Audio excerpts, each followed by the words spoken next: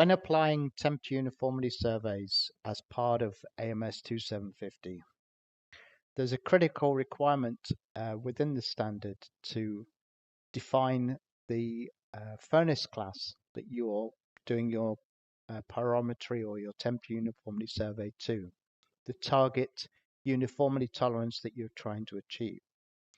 These tolerances are often referred to as classes, so furnace class 1 to 6, 1 being the tightest tolerance for the best quality products, and furnace class 6 being the widest tolerance with the less importance on quality.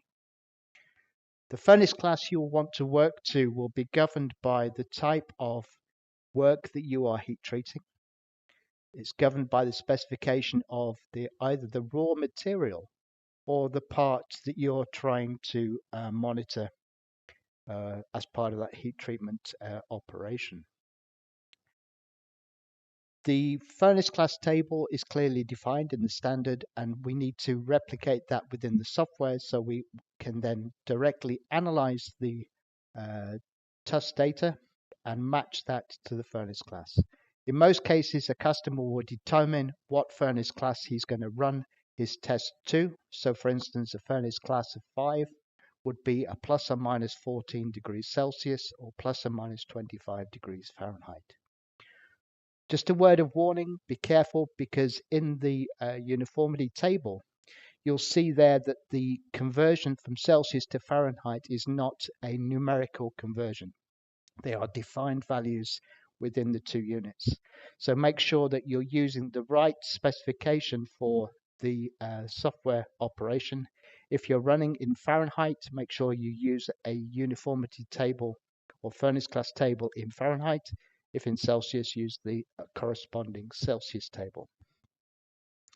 In order to set up the furnace class tables in the software, we go to the Edit pull-down menu on the upper pull-down menu options, and you'll see there we can set up and we can also apply and remove furnace class from the test data that we're analyzing.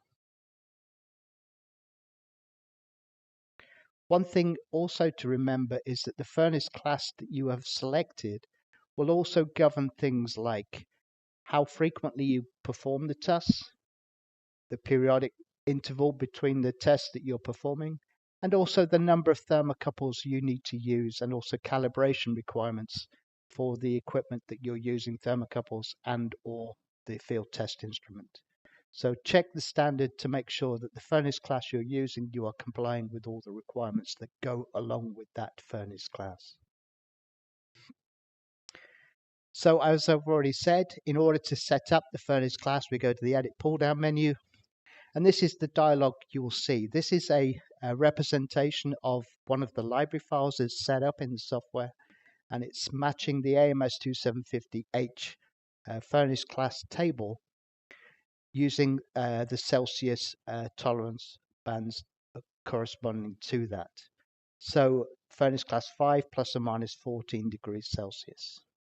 You'll notice in the dialog there is at the bottom here a option you can select for the way in which the furnace class is actually calculated from the raw TUS data. The default, which we've used for many years, is to match the TUS levels applied. So if you've got a furnace TUS level library set up with plus or minus 14 degrees, which matches furnace class 5, if we pass that tolerance band of plus or minus 14, it will give us a furnace class classification of 5. A new option is for what we refer to as a best furnace class possible.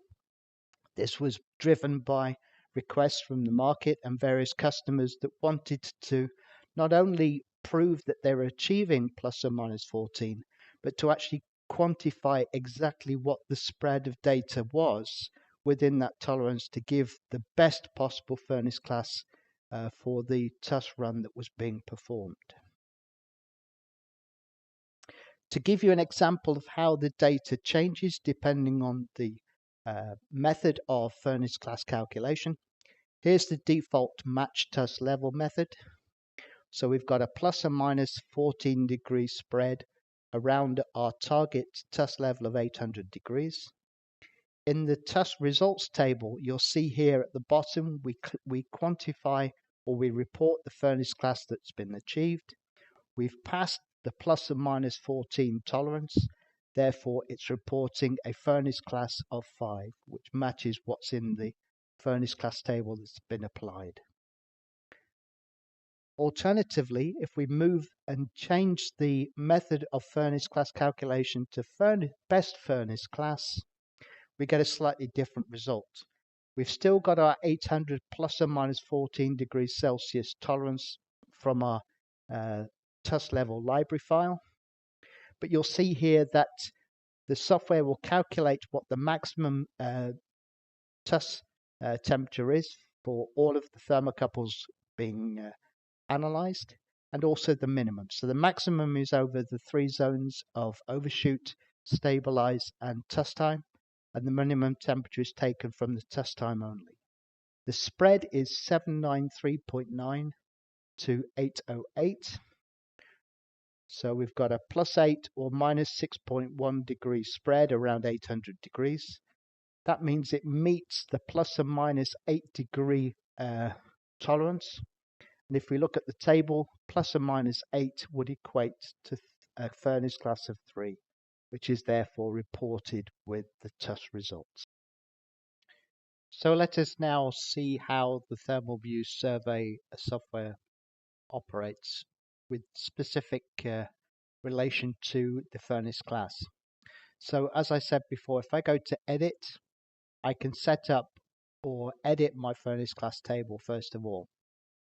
If I click on that, you can see here that there is a series of library files with the Celsius and Fahrenheit units with both match TUS and best furnace class, as we described in the previous little video clip, with the method of applying.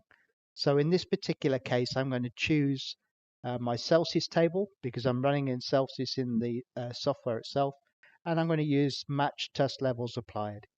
Press finish. To apply that to the data, then I go to File, Apply Remove Furnace Class, choose that particular file, and I press Update, which will update the data in the software to reflect that new furnace class specification. Click OK. What we therefore are now seeing in the TUS temperature or TUS results table at the bottom of the screen, which matches the graphical view that we have on the screen live in front of us.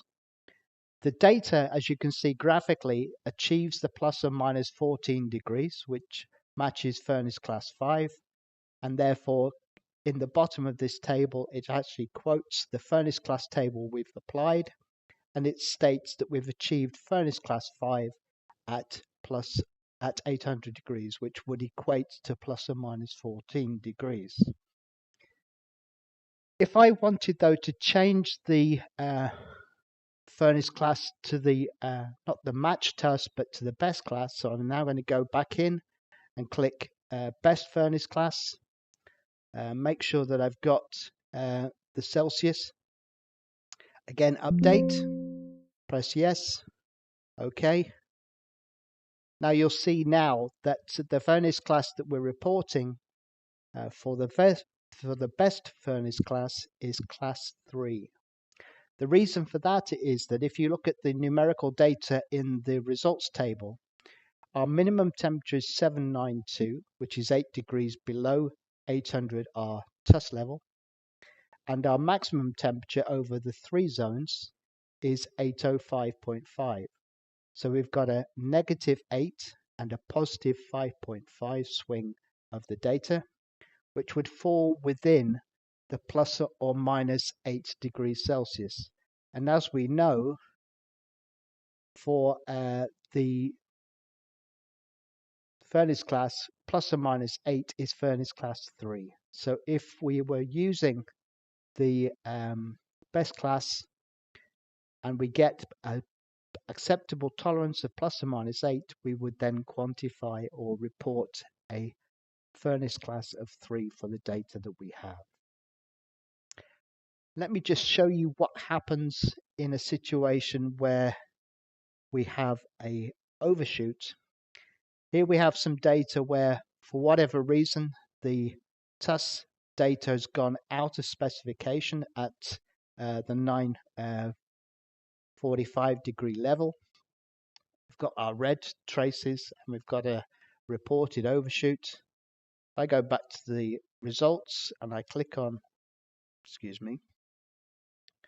945, okay, you'll notice that we are reporting our overshoot, and because we have failed the TUS, we cannot physically classify the furnace. Therefore, the report is no classification. The furnace class information as reported in the table is replicated in the full TUS report that you print off. So this is how simple it is to apply a furnace class table to the data. If you want to generate your own furnace class table, which may not be AMS 2750, all you need to do is to go back to the furnace class settings dialog, select add new, create a new file name. So I'm going to call it Offly, and then I can add the levels and the tolerances I want. So I can define my own furnace classes if I'm going to do something very unique that is maybe not configured to or complying with AMS 2750 or CQI9. So you have full flexibility over that.